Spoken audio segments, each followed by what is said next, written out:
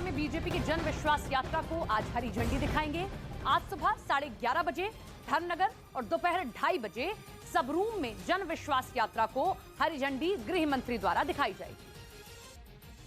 देश भर में 250 से ज्यादा ट्रेनों पर कोहरे की मार पड़ गई, जिसकी वजह से रेलवे को 250 से ज्यादा ट्रेनों को रद्द करना पड़ा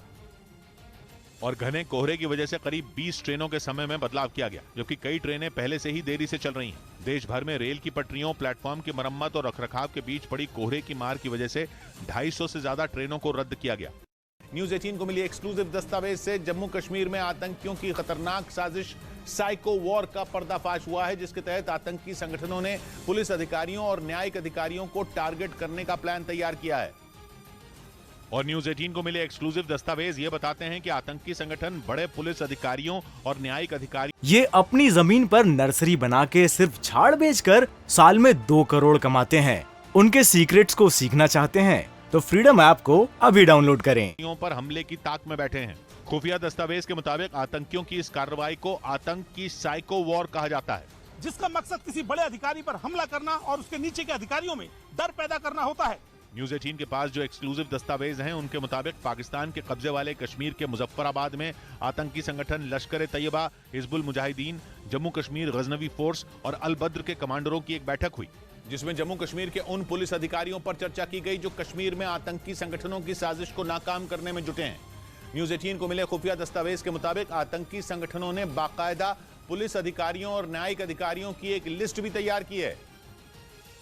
और उस लिस्ट में जम्मू कश्मीर के पुंछ जिले के एसपी का नाम सबसे ऊपर है, क्योंकि वो पिछले 1 साल से ज्यादा समय से वहां तैनात है और इस दौरान वो अपनी टीम के साथ मिलकर आतंकियों की कई बड़ी साजिशों को नाकाम कर चुके हैं। पिछले दिनों उनकी ही अगुवाई में पुंछ के एक मदरसे पर पुलिस ने छापेमारी भी की थी। आरोप था कि आतंक फैलाने के लिए उस मदरसे में अल बद्र और लश्कर का पैसा पहुंचता था। इसके कुछ रोज बाद पुंछ के एसपी ने मंदारा गांव में रहने वाले आतंकियों के मददगार अब्दुल हमीद मीर नाम के एक आदमी को धर दबोचा था और उसके पास से 10 लाख रुपए बरामद किए थे और पूछताछ के दौरान उसने ये बताया था कि पैसा दिल्ली के मीना बाजार से राजौरी और पुंछ में आतंकी गतिविधियों को बढ़ाने के लिए दिया गया था। लेकिन पुंछ के एसपी ने आतंकियों की इस साजिश का पर्दाफाश कर दिया था, जिसकी वजह से आतंकी संगठन बौखलाए हुए, क्योंकि वो ये बात अच्छी तरह से समझ चुके हैं कि उनके रहते वो अपने खतरनाक मकसद में कामयाब नहीं हो पाएंगे। जम्मू कश्मीर का पुंछ जिला पाकिस्तान की सीमा से महज 5 किलोमीटर की दूरी पर है और इसी वजह से इस जिले में सबसे ज्यादा आतंकियों की घुसपैठ होती है। लेकिन पिछले 1 साल में जिले के एसपी ने आतंकियों की कमर ही तोड़ दी। इस दौरान कई आतंकियों को मार गिराया गया और बड़ी संख्या में हथियार बरामद किए गए और इसी वजह से आतंकियों की हिट लिस्ट में पुंछ के एसपी का नाम सबसे ऊपर है। खुफिया दस्तावेज के मुताबिक आतंकी संगठनों की बैठक में इस बात पर भी चर्चा हुई कि जम्मू कश्मीर से धारा 370 हटने के बाद से आतंकी घटनाएं कम हो गई हैं, जिससे घाटी में आतंकियों का खौफ कम होता जा रहा है।